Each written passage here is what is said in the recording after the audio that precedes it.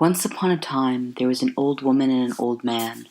They were getting on in years. They would spend their days walking or sitting and telling stories.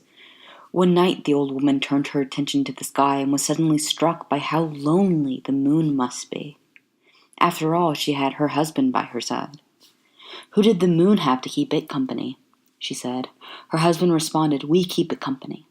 She turned to him and said, "What happens when we are gone? The moon will be all alone again." They sat in silence. As the years passed, they still kept the moon company at night. But during the days, they thought of ways to make the moon some friends that would be able to stay with the moon forever. Finally, they came up with sewing 5 pointed shapes they called the stars. They spent hour after hour making stars to fill a basket. When the basket was full, they realized they had no way to get the stars to the moon. They tried to throw the stars up to the sky, only to have them crash back to Earth.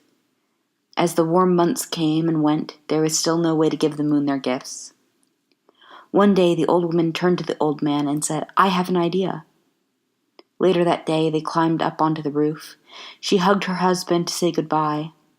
He lifted the old woman up and tossed her to the sky, where the moon was close to catch her.